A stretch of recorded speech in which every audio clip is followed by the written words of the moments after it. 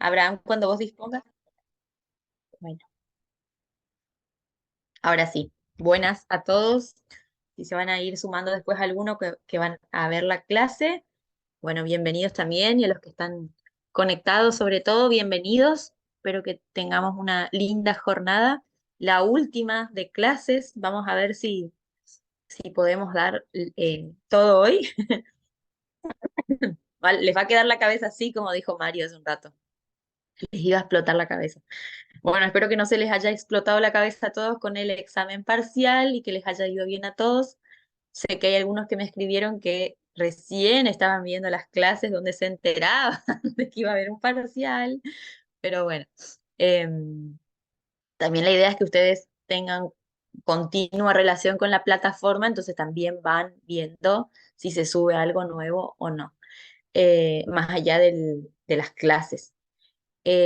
Bueno, ¿alguna voluntaria o voluntario que quiera hacer esta oración, la última de esta materia? Esther, bueno, buenísimo, sí, Bueno, oremos. bueno, Querido Padre, te doy gracias, Señor, en este día que nuevamente podemos unirnos a esta clase, Señor. Te damos gracias por la vida, por las bendiciones, por la lluvia que tenemos acá, Señor. Te agradecemos. Señor, pedimos que tú hoy puedas estar con nosotros y también guiarnos en este aprendizaje, Señor. Estate con nuestra profesora, Señor, y con todos los alumnos que han de tomar la clase, Señor. Pedimos estas cosas, nos ponemos en tus manos, en el nombre de nuestro Señor Jesucristo. Amén. amén. Gracias, Esther. Bueno, si en algún momento van surgiendo algunas dudas o algo, me van diciendo.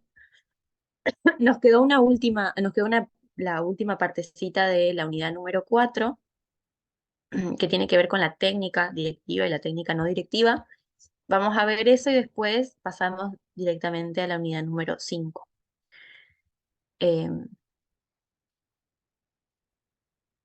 Vamos a ir, nos habíamos quedado en todo lo que es el método, el proceso, y bueno, y ahora utilizamos dos técnicas que son las que pueden guiarlos a ustedes a la hora de aconsejar. A ver si vamos primero con esta. Vamos con esta primero. Eh, la que les puede guiar a saber cómo hacer a la hora de entrevistar, a la hora de ayudar a su aconsejado o a su aconsejada. eh, y cada uno va a ir aplicando la que le va quedando más cómoda y con la que ustedes van a ir viendo más resultados. También es cierto que uno puede empezar con la idea de una y después se da cuenta de que no le resulta tanto o que no se siente tan cómodo o que es mejor ir por otro camino. Y eh, el autor plantea, y estoy de acuerdo, en que uno también puede ir cambiando de acuerdo a la persona con la que se encuentra, porque no todos los casos son iguales, y también eh, va de acuerdo al problema y lo que la situación requiera. Entonces a veces puede pasar de que uno arranca con una y, y en el medio del proceso se da cuenta de que no está funcionando y tiene que aplicar otras cosas. No tiene mucho, no tiene muchísimo como para decir la técnica no directiva, porque tiene que ver directamente con lo que va saliendo en cada entrevista. Es como un poquito más libre, la palabra lo dice. La técnica directiva vamos a ver que tiene como un poquito más de pasos a seguir y es un poco más direccional. En la técnica no directiva se utiliza, no se utiliza directamente, pero está basada en la idea bueno, acá como dice Carl Rogers, pero sobre todo tiene mucha influencia y su base está en la teoría psicoanalítica en la que Freud hablaba de la asociación libre, y en la asociación libre hacia que simplemente el inconsciente sea el que vaya manifestándose a lo largo de la sesión y el psicoanalista es el que va guiando eso que va apareciendo de manera espontánea. Entonces, de ahí viene la base de la técnica no directiva. Pero sobre todo tiene que ver con que no haya una estructura, ¿sí? Entonces, esa es la idea. Sin embargo, no es tan estricta como el psicoanálisis porque nosotros vamos a tener cierta orientación, pero no tiene pautas estrictas para seguir. Sobre todo viene esta idea de la mayéutica, que es de Sócrates, que significa parir. Y bueno, y sobre todo nosotros supuestamente vamos a ayudarlos en ese parto intelectual porque entendemos que lo que le está pasando a la persona lo tiene muy adentro, está muy encapsulado el problema y lo que nosotros vamos a hacer con esta técnica es que se destape la olla, por decirlo así. Entonces lo que vamos a hacer es que ese problema salga a la luz. Eso es lo que vamos a intentar hacer con esta técnica. Em, Sócrates decía que él creía que adentro de cada ser humano, si bien estaba el problema, también radicaba la solución. Entonces, lo que se propone desde esta técnica es que esa acción terapéutica lo que va a hacer es que al sacar el problema a la luz, los síntomas generalmente tienden a ir desapareciendo. Entonces, eh, cada uno de nosotros tiene una elaboración inconsciente que es distinta y por eso la idea de esta técnica es no proponer algo estricto, porque cada persona va a ir sacando lo que tiene adentro en el momento indicado para cada uno. Sin embargo, como en línea general lo que se va a buscar es esto, que la persona pueda hacer florecer eso que está adentro y se entiende, bueno, como decía el doctor Carl Rogers, que cuando se produce supuestamente ese parto intelectual, cuando se descubre la causa del problema, qué es lo que está causando el mal en la persona, se produce en la persona, digamos, la catarsis, la confesión, sale afuera lo que está pasando. Entonces, esa es la forma de elaborar el trauma. Nosotros, como vemos, hay un montón de gente que uno dice, bueno, yo sé por qué me pasan tales cosas. Cuando era chica atravesé por esto, cuando fui adolescente me pasó tal cosa, cuando fui adulta tuve esta situación traumática. Entonces, hay situaciones que son conscientes a la persona. No obstante, la elaboración de eso es inconsciente. Entonces, siempre hay algo que por qué no se resuelve el problema, aunque la persona pueda manifestar por qué se siente mal o de dónde viene. Porque en realidad no está ahí el punto crucial, está mucho más atrás o mucho más adentro. Acuérdense que no hay un lugar específico.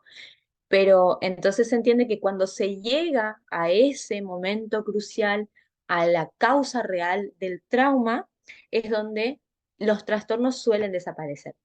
Digo suelen porque a veces no es tan así, no es que la persona descubrió lo que estaba haciendo muy inconsciente y de golpe desapareció todo el problema. No es tan simple, pero sí se reducen en un porcentaje muy significativo. Entonces, eh, cuando se hace esa liberación del conflicto, la persona tiende a sentir justamente eso, se siente liberada y se siente eh, como vacía del problema. Si bien no se soluciona y no se va a ir el problema, al hacer esa catarsis ya se reduce, como le decía, en un gran porcentaje, en gran manera el peso y la elaboración de lo que viene, es decir, conversar sobre eso, poder hacer conscientes algunas cosas más, poner en palabras eso que le pasa, tratar de conversar todo lo posible hasta que ya no queda nada por decir de eso, hace que la persona realmente vaya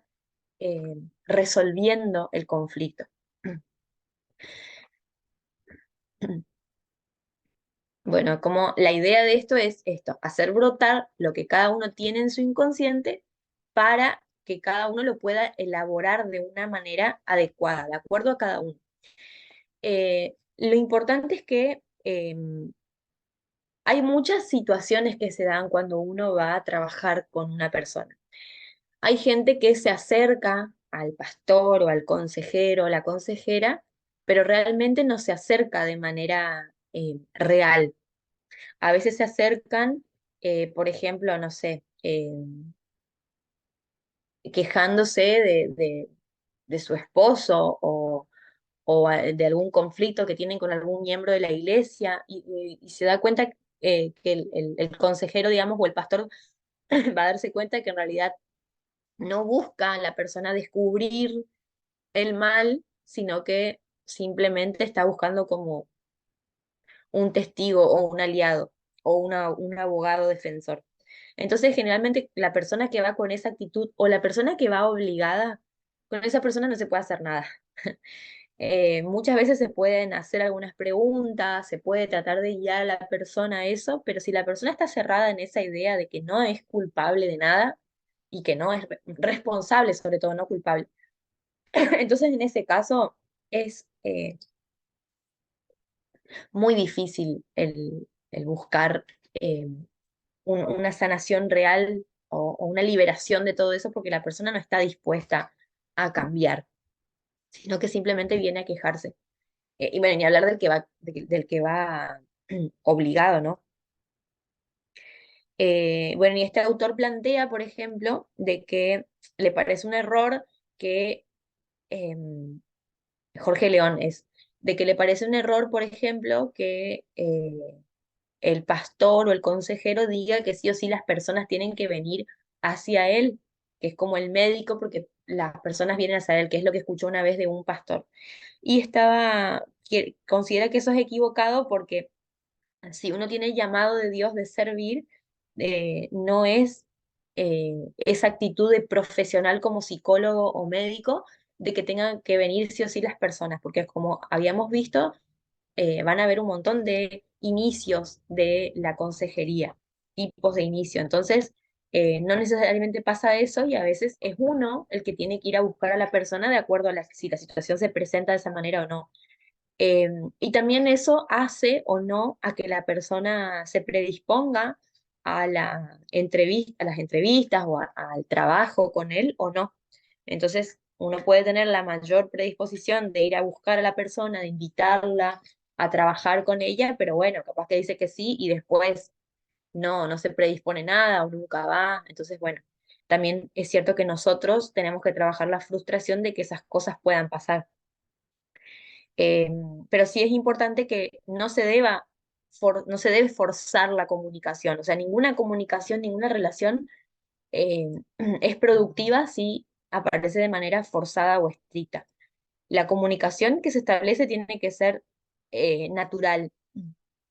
Van a ver que a veces no se da. Digamos, hay casos en en que la comunicación no se logra establecer como tiene que ser y uno no puede hacer nada. Y sí aparecen muchas frustraciones. El tema es trabajar esa frustración y entender de que eso es algo que puede pasar y que no hay nada de malo en eso, porque es normal, porque uno no tiene, incluso va por una cuestión fisiológica, vieron que se dice la supuesta, no hay química entre nosotros o hay química entre dos personas. Bueno, es así porque se dan condiciones fisiológicas que cooperan o no cooperan a que uno se lleve mejor con unos o con otros. Hay personas que tienen la capacidad de caerle bien a todo el mundo, es la verdad. Como que son personas que tienen generalmente un temperamento un tanto más sanguíneo o flemático. Pero hay otros que no, hay otros que son un poco más reacios a las relaciones, hay algunos que se llevan mejor con cierta personalidad y otros no. Entonces, no todas las cosas son para todas las personas. Entonces, no necesariamente tiene que pasar de que hay algún problema en el consejero o consejera de que no sepa cómo hacer las cosas, porque a veces puede darse esta cuestión de que no hay alianza. En psicología se le dice alianza terapéutica. A veces se da y a veces no. Dice el autor que a veces el aconsejado o la aconsejada se acerca de manera físicamente al pastor o al consejero, pero no está de manera espiritual cerca de lo que está pasando. Entonces no se da un diálogo real, o sea, van a ser conversaciones superficiales y la persona no va a lograr realmente hacerse cargo de lo que le está pasando.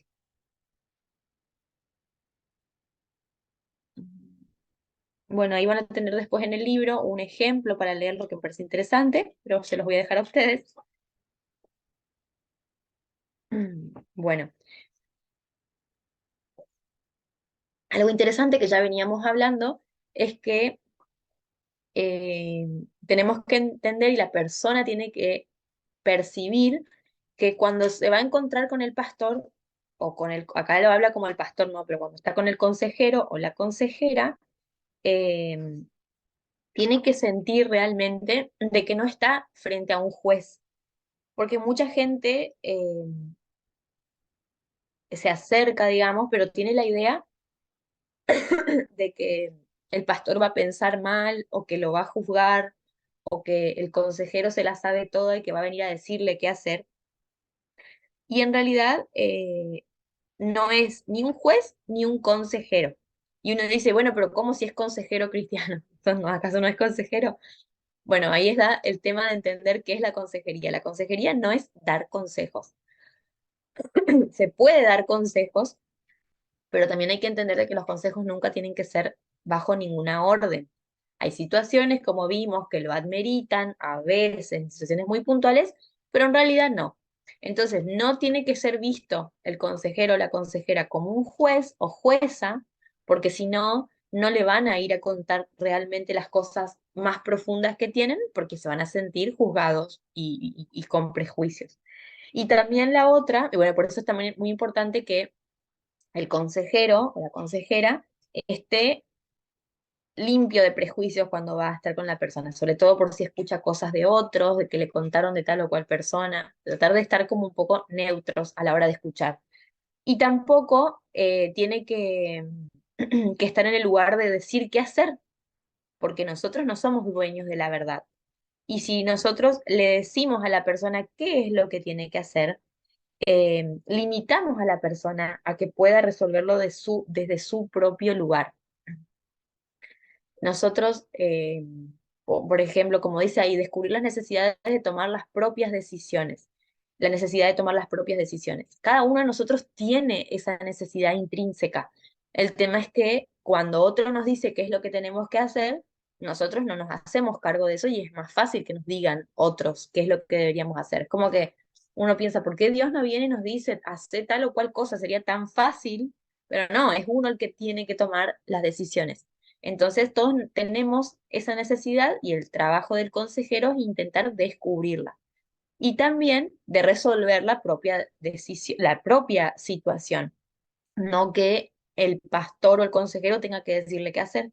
Acá plantea un ejemplo de que un chico se había acercado a este hombre, al autor, a Jorge León, y estaba molesto porque su pastor le había dicho que, bueno, porque él mantenía relaciones prematrimoniales con su novia, entonces el pastor le había dicho que tenía que directamente terminar la relación. Él no tenía, no estaba económicamente preparado para casarse y decía que no era lo suficientemente fuerte como para dejar de hacer lo que hacía. Entonces, lo que hizo su pastor en ese momento es decirle que él debía terminar la relación con esa chica. Entonces le dio órdenes de lo que tenía que hacer, totalmente equivocado, porque uno no tiene que correr el riesgo de, de que después uno sea el culpable de las decisiones que toma el otro. La persona es la que tiene que tomar la decisión de resolver su propia situación. Hay personas que se van a acercar a uno a decirle, ¿y usted qué me aconseja? ¿Qué me recomienda que haga? Eso se escucha muchísimo porque se delega la responsabilidad en el consejero. Eh, y también es cierto lo que dice el autor, es que muchas veces hay personas que se acercan pidiendo consejos, pero en realidad no quieren hacer lo que se les dice, no quieren consejos. Es como una forma fácil de, inconscientemente, de escapar al problema y a escapar de la resolución personal del problema.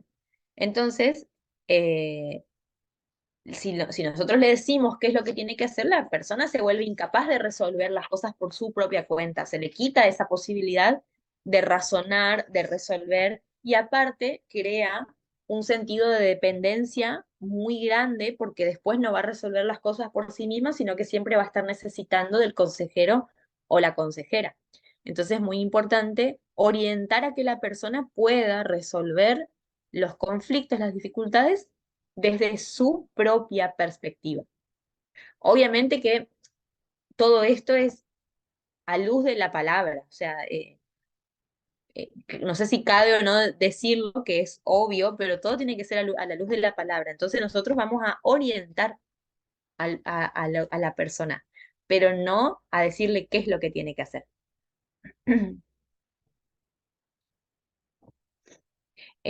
Mucha gente va a acercarse con la idea de que hay como algo mágico en el consejo del pastor, sobre todo, pero también en la figura del consejero, consejera, de que lo que le va a decir va a ser, como se dice, palabra santa y que lo que va a encontrar, digamos, es la resolución de todos sus problemas.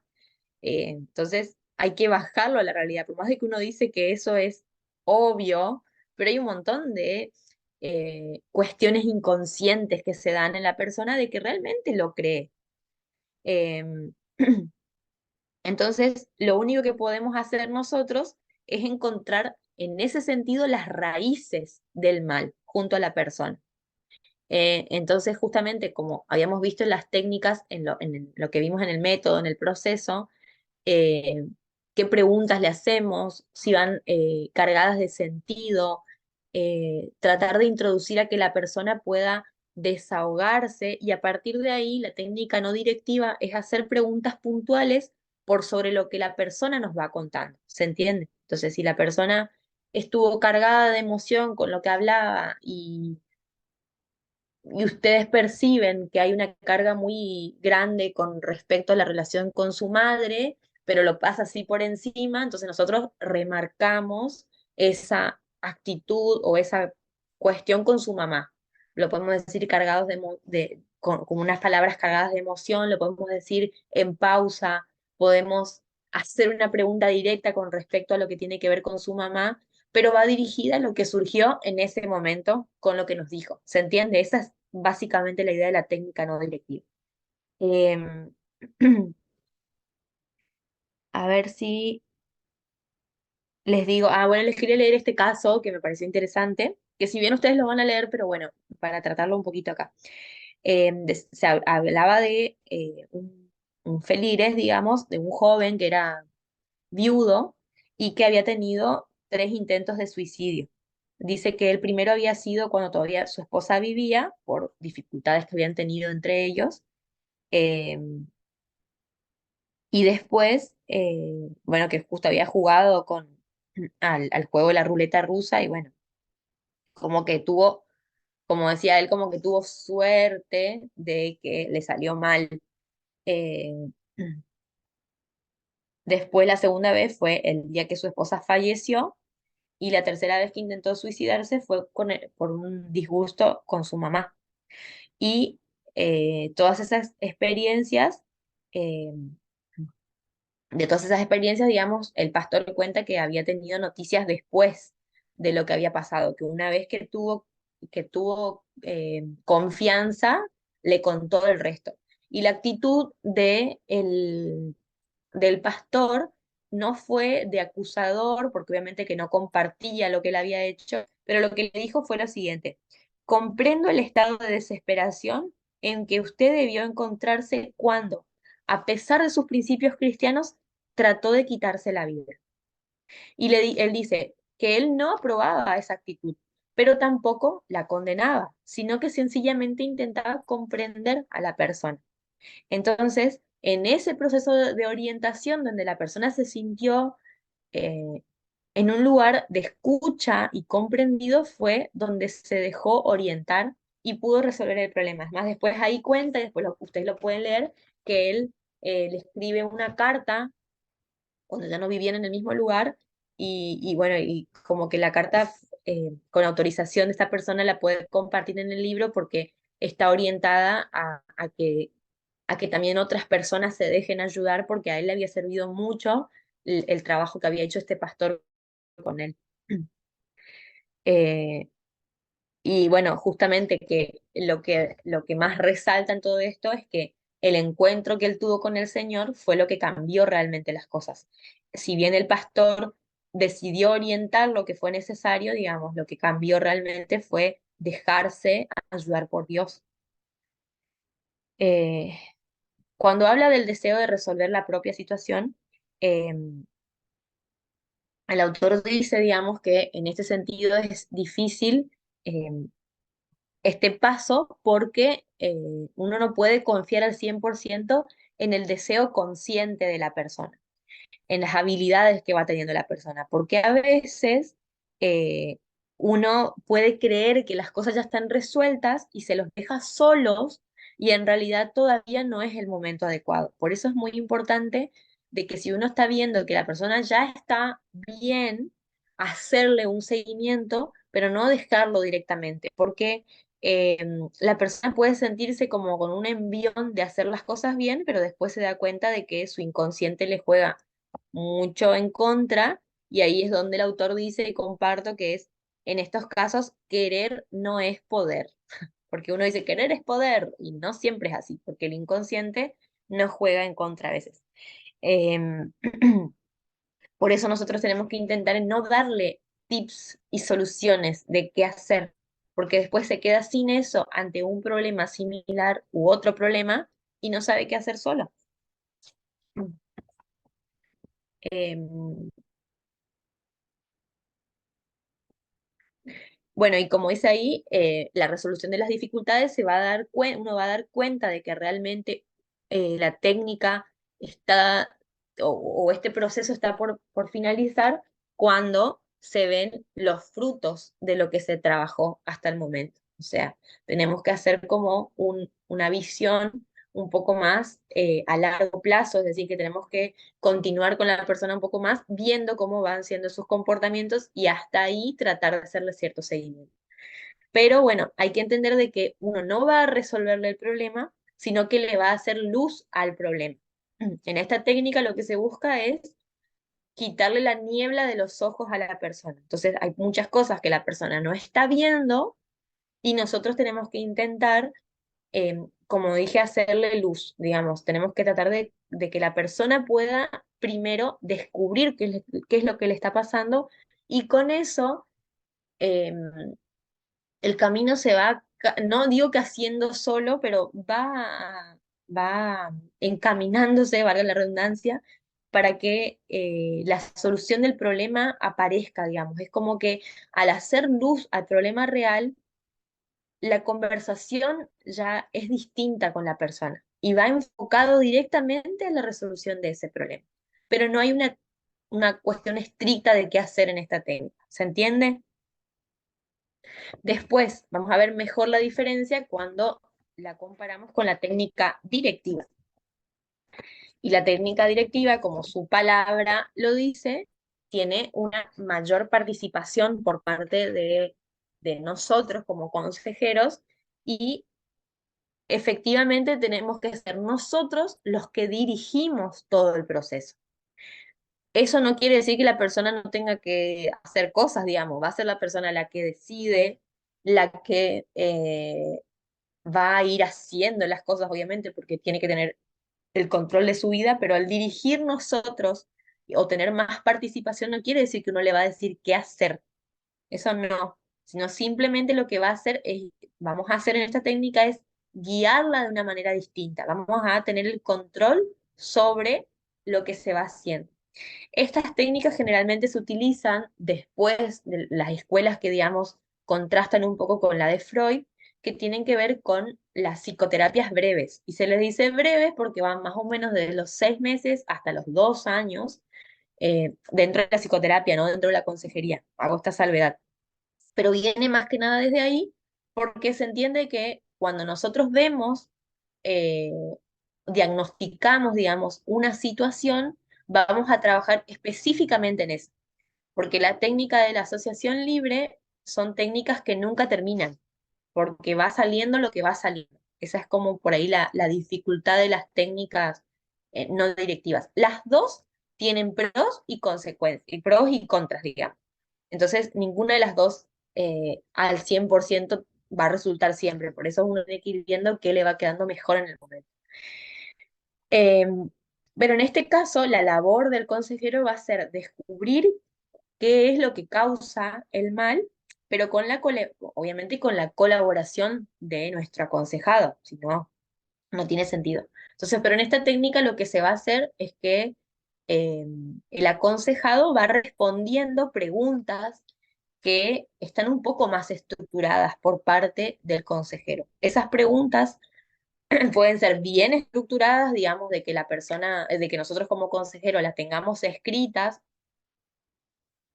y él nos tiene que ir contestando, o si no, pueden ir surgiendo dentro de la entrevista, o sea, un poquito más abierta la técnica, pero sí orientada a donde nosotros queremos que vaya.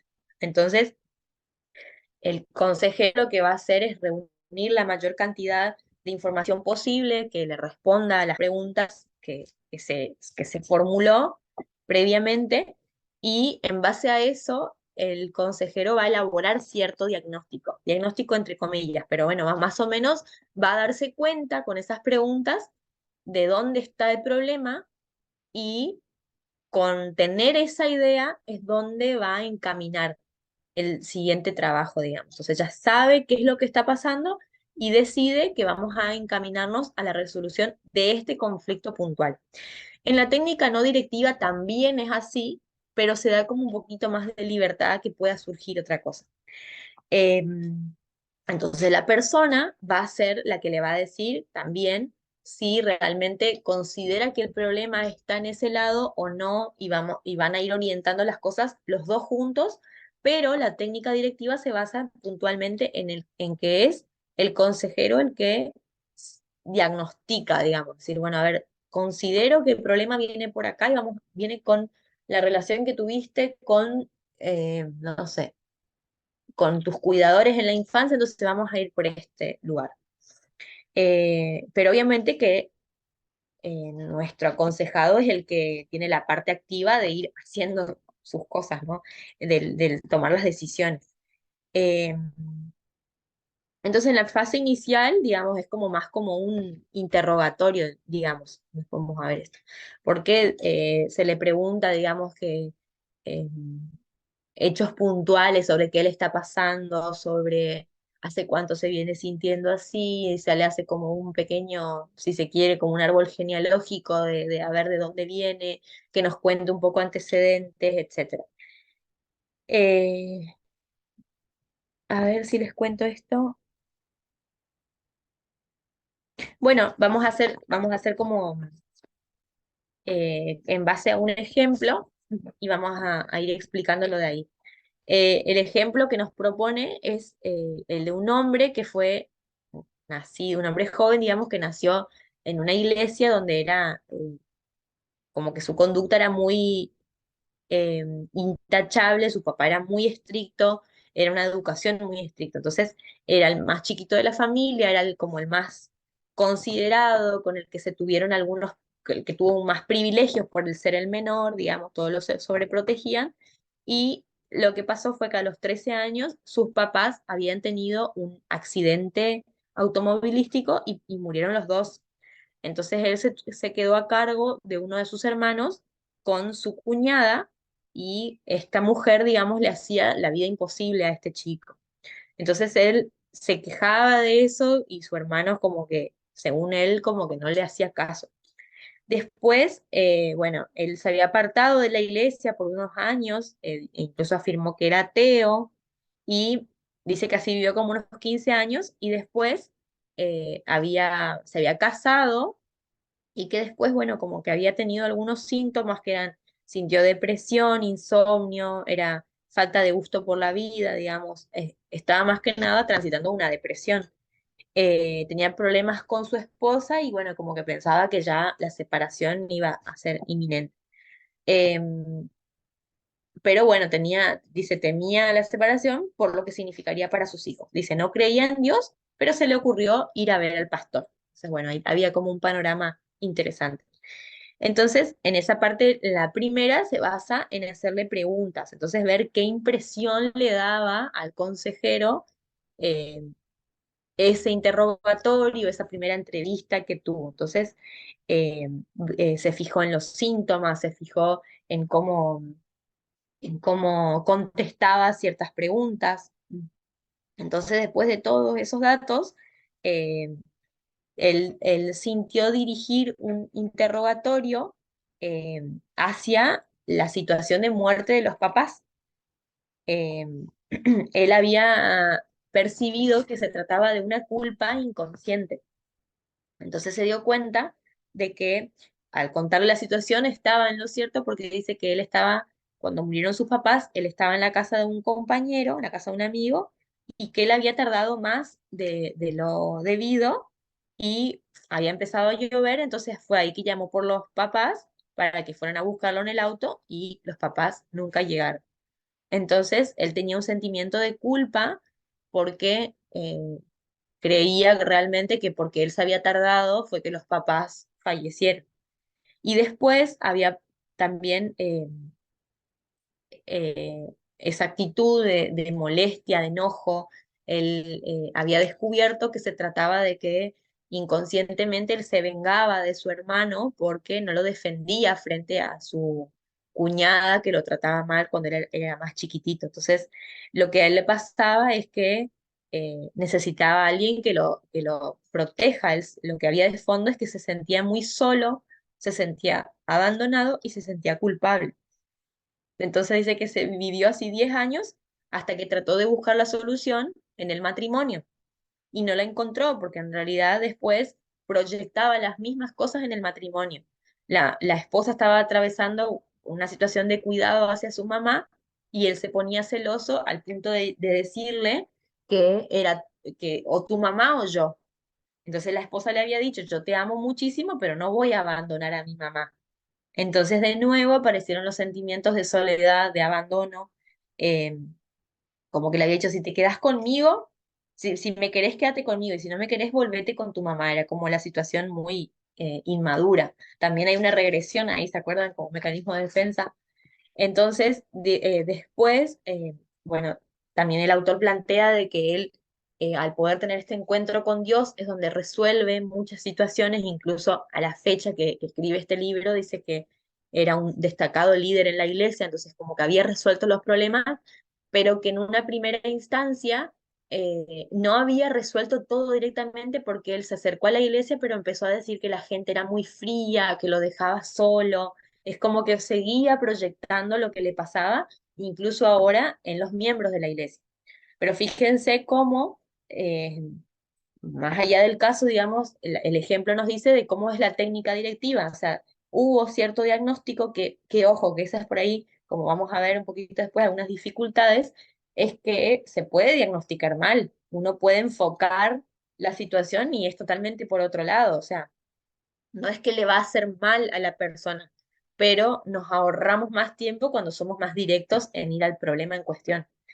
Eh, entonces, en ese sentido va orientada la técnica directiva, es que el consejero se dé cuenta o perciba de dónde viene el problema y va a dirigir específicamente las preguntas y lo que se charla y se conversa a lo que él está creyendo, pero no necesariamente tiene una estructura. Vieron que por ahí uno piensa, bueno, ahora en la primera sesión se hace esto, en la segunda se hace esto, y en realidad no, es como siempre se deja cierta libertad porque va a depender de lo que va surgiendo en el momento con la persona.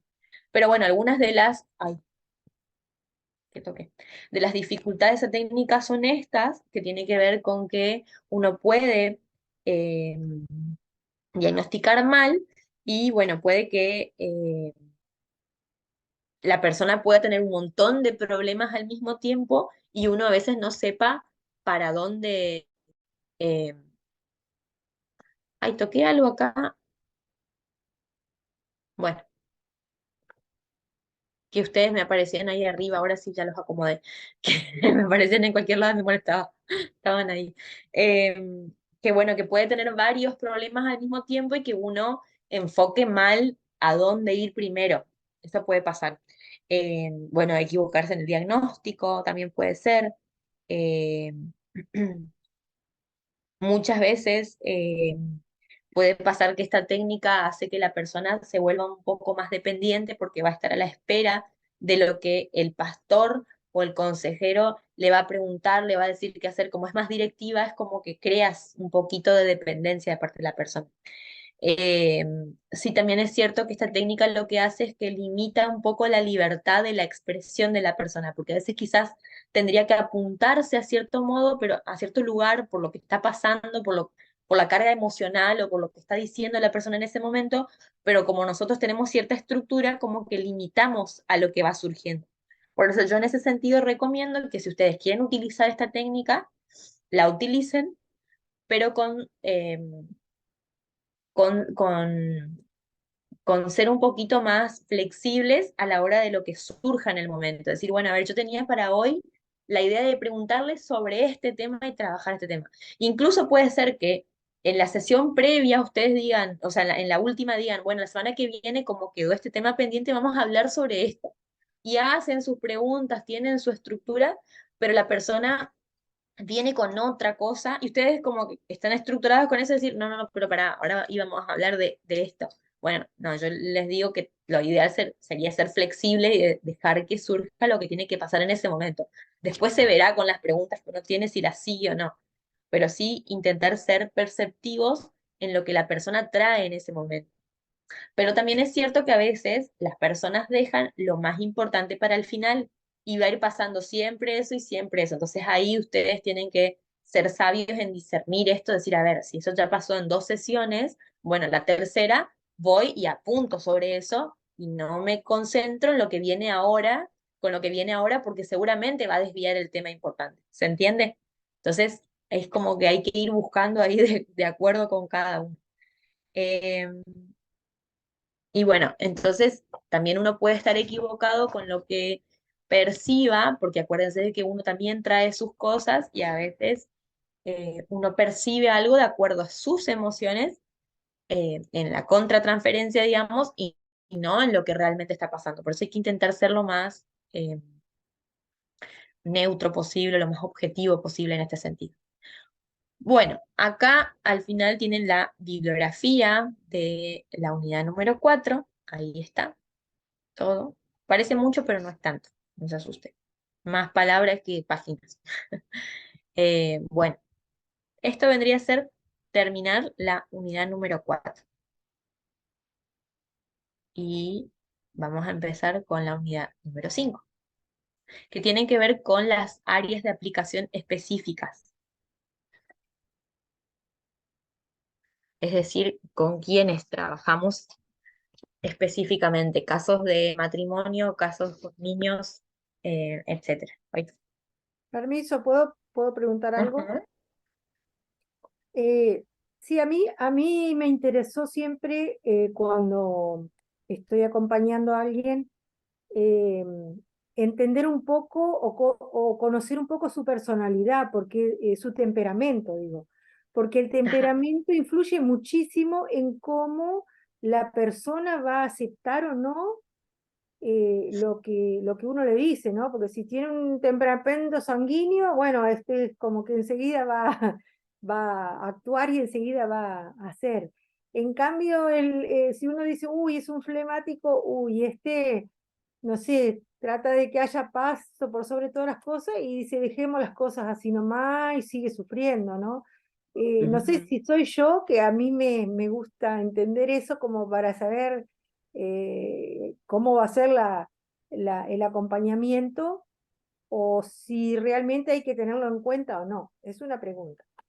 Sí, sí, ¿se acuerdan que cuando hablábamos de la historia, cuando hablábamos de Hipócrates, ahí es donde él mencionaba, el creador, digamos, de los temperamentos, y ya hemos hablado un poquito de esto, de que son las bases, digamos, de lo nuestro. Es como hablamos también la vez pasada, en ese interjuego entre lo que es el ambiente y lo que es la herencia. O sea, todas esas cosas que las trabajamos son las que se tienen que tener en cuenta a la hora de ver a nuestra persona, porque van a influir en cómo vamos a tratar con ella, como bien vos decís, Marianela. Entonces, no tiene que ver solamente eh, qué, qué necesidades básicas no se suplieron en su momento para que la persona sea insegura o muy segura, etcétera, sino que tiene que ver también con esa carga genética que tenemos nosotros. Entonces, tiene mucho que ver eh, cómo, cómo es ese temperamento. Entonces, uno puede hacer preguntas orientadas a eso. Por ejemplo, ante una situación que te hace salir de la estructura, no sé, por decir, estabas a punto de ir a una reunión en la que tenías que llegar sí o sí a cierto horario y se te rompe el auto. ¿Qué haces? ¿Cómo reaccionás? ¿Qué es lo primero que sentís? Entonces, son formas de ir descubriendo a la persona en cuanto a su temperamento y el temperamento, digamos, como nuestra parte genética, pero en realidad eh, nuestra personalidad va a ser cómo vamos eh, redefiniéndonos con ese temperamento. O sea, ¿qué hace el ambiente con nosotros para potenciar o no nuestro temperamento? Porque los temperamentos tienen su parte linda y su parte fea, todos. Entonces, de acuerdo a cómo es nuestra vida, eso se potencia para un lado o para el otro. Pueden buscar si quieren, yo no quise adentrarme mucho en eso, pero incluso está re fácil en internet, digamos, encontrar cuáles son los temperamentos y hay que acordarse de que los temperamentos nunca son uno solo, sino que tienen un interjuego de temperamentos. Se pueden tener hasta tres más o menos, pero generalmente son dos, una relación entre uno y dos. Eh, pero sí, todo, digamos, es interesante tener en cuenta de la persona para saber cómo, a dónde apuntar, digamos. Hay personas que son más abiertas a recibir eh, una, una disciplina y otros no, por ejemplo. Entonces, todo tiene que ver con todo. Entonces, por eso la idea de esto es conocer esto. ¿Me explico? Bueno, en cuanto a las áreas de, de aplicación, vamos a ver en esta unidad sobre la ética, sobre el cuidado personal o individual, el matrimonial o conyugal y familiar, la consejería juvenil, la consejería en situaciones de crisis y acá en realidad lo que es la consejería personal o individual tiene que ver con lo que nosotros venimos haciendo hasta ahora.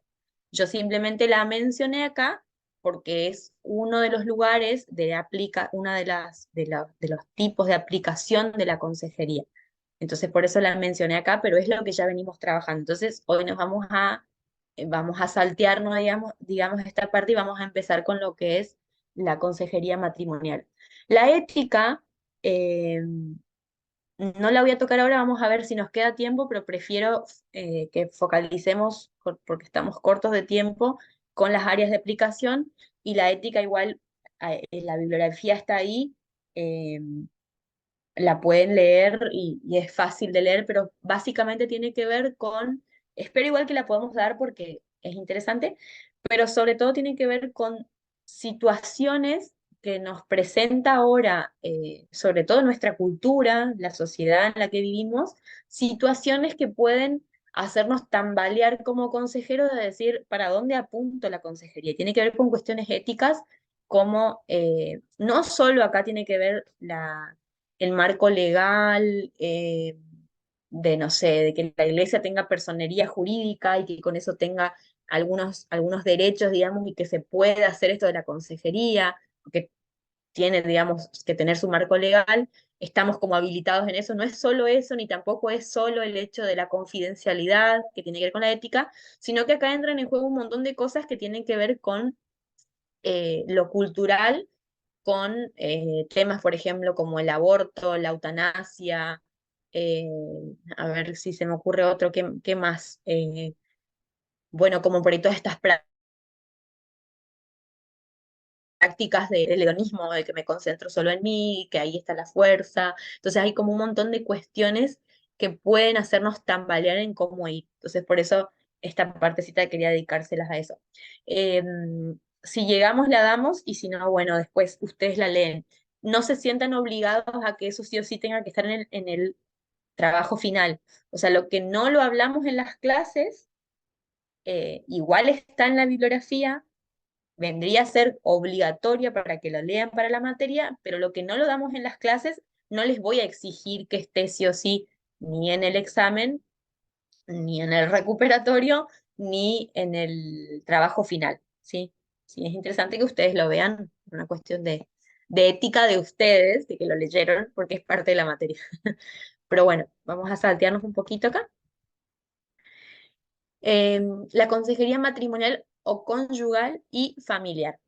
Bueno, entonces vamos a ver que la consejería es tan amplia porque tiene, obviamente, muchas áreas de aplicación en ese sentido. Una de esas es que, sobre todo, es como que queda sobre el pastor, ¿no? Que el pastor, por ejemplo, como es el que suele casar a las personas, es con quien se hacen las charlas prematrimoniales, que sería como lo ideal, digamos, porque es el que va a conocer hacia dónde orientar también las ceremonias, por ejemplo. Pero no está de más que también exista una consejería prematrimonial y posteriormente matrimonial con personas específicas para esto, ¿no? Que no necesariamente tiene que ser con el pastor. Pero bueno, por ahí tomo un poquito el caso de Marianela, que lo hace con Manuel, que bueno, Manuel es el pastor y los dos significa igual un peso un poco más importante en el que la persona está acompañada por el pastor y por la esposa del pastor. Entonces hacen ese trabajo de manera integral, pero no necesariamente tiene que ser así. Hay lugares en los que el pastor no está casado y lo puede hacer igual, y hay lugares en los que uno podría pensar la idea de que haya consejos matrimoniales o conyugales y que no necesariamente esté en la figura del pastor. Por eso está la idea del consejero. Pero bueno, los consejos prematrimoniales o las charlas prematrimoniales, nosotros las conocemos como por parte del pastor.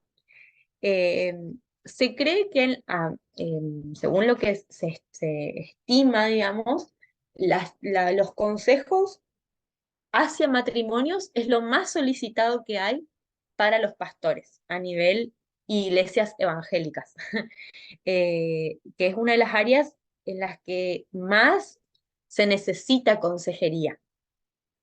También en la familiar, pero en la familiar no necesariamente con hacer un grupo familiar, sino que son padres que preguntan por sus hijos, por ejemplo. Eh, lo interesante es que uno pueda, como iglesia, estar un poco más preparado para prevenir. Es mejor prevenir que curar, dicen. Entonces, se recomienda, por ejemplo, que en los grupos de jóvenes, no necesariamente los que están de novios, pero también, obviamente, pero empezar con charlas que orienten hacia un matrimonio saludable, hacia noviazgos saludables y hacia eh, cuidar de uno mismo de una manera saludable. Siempre va a ser mejor prevenir. Entonces, se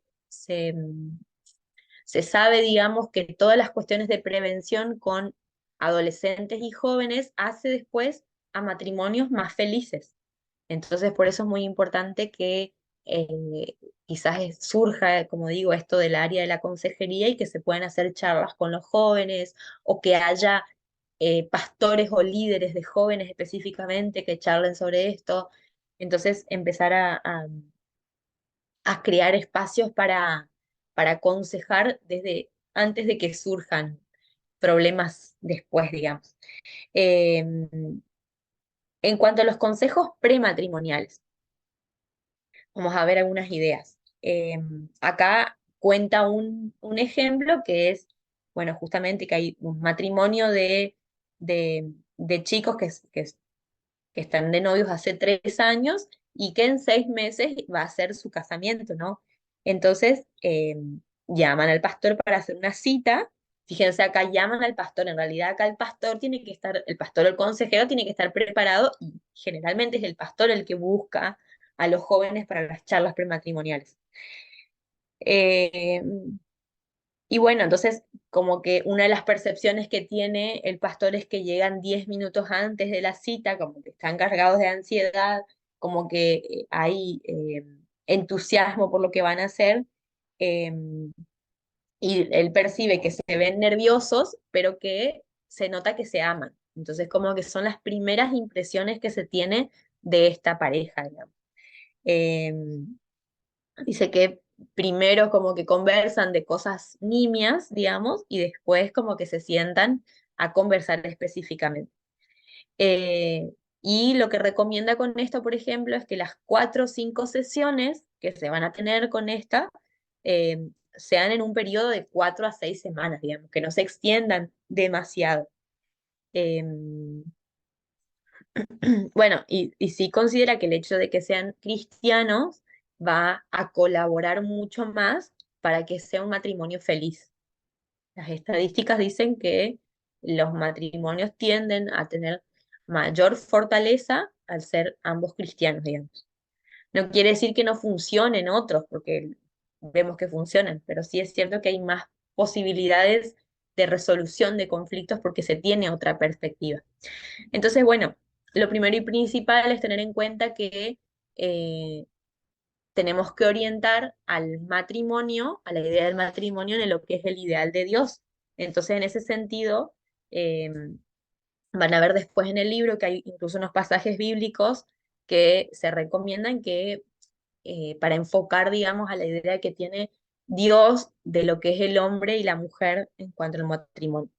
Entonces, acá, más que nada, como que en este primer tiempo, la idea es orientarlos a explicar, sobre todo, cuál es el significado del matrimonio para Dios y dialogar sobre algunos pasajes bíblicos que se van presentando. Entonces, presentarle algunos pasajes bíblicos y trabajar con ellos, ver opiniones sobre qué piensan o qué sienten con esto que les transmiten. Entonces, por ejemplo, eh, acá pueden indagar un poquito sobre las funciones de cada uno en el hogar, sobre lo que consideran del adulterio, por más de que hay cosas que son como básicas y obvias, no está de más preguntarles.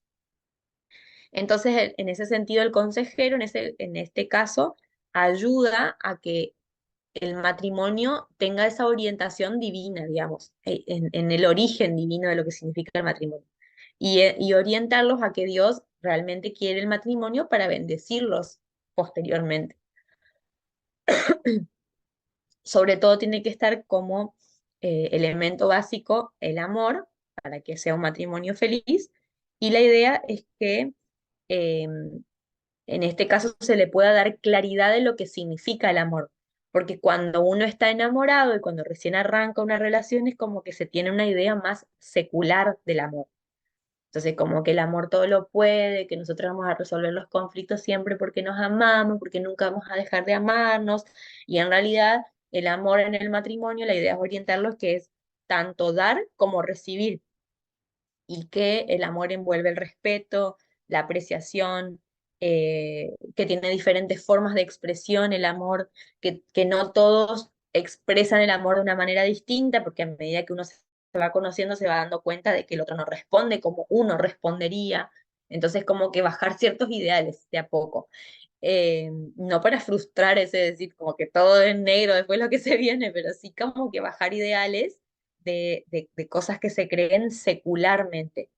En hacerlo entender de que el amor sobre todo es elección y que es construcción y no como la sensación del primer momento. Y bueno, y en esto del dar y el recibir es que se le pueden hacer como preguntas orientadas a, o se le pueden incluso leer historias de matrimonios y ver qué opinan con esto, con lo otro, cuando se da esto del dar y el recibir, porque uno como que lo tiene muy superficial, pero a la hora de que cuando las papas queman, como se dicen, muchos se ven con mucha tensión porque no están dispuestos a dar y solo se quiere recibir. Entonces, en ese sentido, eh, se le puede preguntar qué métodos utilizarían ellos cuando se presente tal o cual oportunidad de crisis, digamos. Entonces, en ese sentido, el pastor puede también, o el consejero, orientarlos en cuáles deberían ser los caminos más apropiados. Entonces, va teniendo también un panorama de lo que creen. Entonces, también tiene que ver con la historia de los padres de cada uno de ellos, de cómo fueron las resoluciones de los conflictos, entonces también puede ver para dónde va encaminado este nuevo matrimonio. Entonces van a ver qué técnicas, va a ver qué técnicas utilizarían y orientarlos a saber si eso como sería lo más indicado o no. también orientarlos en lo que es el tema del manejo de las finanzas, porque uno de los temas más importantes es cómo es el tema del dinero, porque puede pasar de que, no sé, la mujer trabajaba y después se encuentra en el matrimonio de que, bueno, en común acuerdo decidieron que no va a trabajar, pero puede que a veces no haya común acuerdo, y de eso no se habló antes, o puede ser de que cada uno tenga la libertad para ir a comprarse lo que se le canta cuando están de novios y después tienen que repartir gastos y no están preparados para eso. Entonces, el manejo de las finanzas es un tema de bastante importancia y que surgen muchos problemas. Mucha gente, y yo escucho muchísimo eso, de que con muchos años de matrimonio no logran ser libres con el tema del dinero.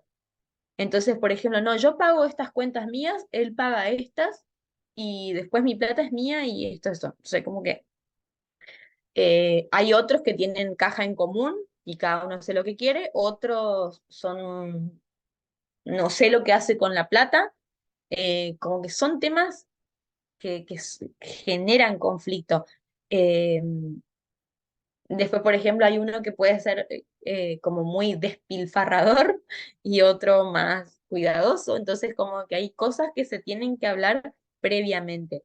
Lo que sí veo que pasa mucho es que se ocultan cosas. O sea, por ejemplo, tengo una conocida que, que se compra cosas y las esconde para que no las vea su pareja.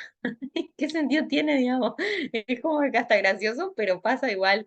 Y como que de golpe después la vio con, no sé, zapatos nuevos. ¿Y dónde tenía? No, y me los compré, pero como que hay como un manejo de las finanzas malo, porque no es libre, digamos, se hace como a las escondidas. Todo lo que es a las escondidas no sirve. Entonces, por ejemplo, se le pueden hacer preguntas de qué opinan los dos del trabajo después del matrimonio. Hay uno que va a seguir estudiando, ¿cómo piensan solventar el estudio? ¿Se pusieron de acuerdo con esto? Si se van a mudar, ¿cómo van a administrar el tema de los ahorros? Etcétera, etcétera, etcétera. Bueno, después otro tema es el aspecto sexual, que bueno, que la idea es también ver cuál es su pensamiento acerca de la sexualidad, qué opina cada uno de acuerdo al sexo. Hay mucha gente que tiene la idea de que no es una bendición dentro del matrimonio, sino como que es algo oscuro o sucio. Entonces, el pastor, el consejero tiene que estar con los ojos bien abiertos para poder discernir si hay indicios de culpabilidad, si hay abuso también. eh, Qué historia familiar trae cada uno con respecto a eso. Hay familias cristianas muy estrictas con respecto a eso y todo es tema tabú y nunca se habló. Entonces es un tema muy importante. Eh, y bueno, y por último también, que la idea es que orientar a que siempre sea un matrimonio cristiano, y acá también se le pueden leer algunos pasajes bíblicos y trabajar con ellos con respecto a eso, sobre obligaciones, sobre derechos, sobre la idea del futuro de tener hijos o no, si están de acuerdo o no con eso. ¿Qué piensan sobre algunas cosas, como por ejemplo, no sé, puede que no tengan todo resuelto en el momento, porque uno también es un ser humano en construcción y puede que uno tenga un pensamiento ahora de una cosa y después cambia, entonces eso también es interesante hacerlo saber. Pero, por ejemplo, ¿qué opinan sobre los métodos anticonceptivos? ¿Qué opinan sobre la inseminación artificial? ¿Qué opinan sobre la ligadura? Sobre... eh, eh, ay, no me sale la palabra, se me va a salir. Pero bueno, ¿qué opinan sobre estas cuestiones? Ay, se me trabó el cerebro, dijo. Pero bueno, ya me va a salir la palabra. Eh, pero bueno, hacerle preguntas sobre estas cuestiones es interesante porque a veces ni siquiera uno mismo sabe qué opina. Entonces está bueno generar este tipo de cuestiones. Sí es cierto que cuanto más abierto se muestra el consejero en ese sentido, va a darle más predisposición a que después cuando surjan problemas en el matrimonio, puedan recurrir a tiempo a buscar ayuda, porque generalmente las cosas se complican porque se busca ayuda demasiado tarde. Después, estamos ahí 10. Antes de entrar más a esto, hacemos unos minutitos de recreo y ahí volvemos y seguimos con todo. Entonces no entro en ese tema, ¿sí? Hacemos un ratito y volvemos.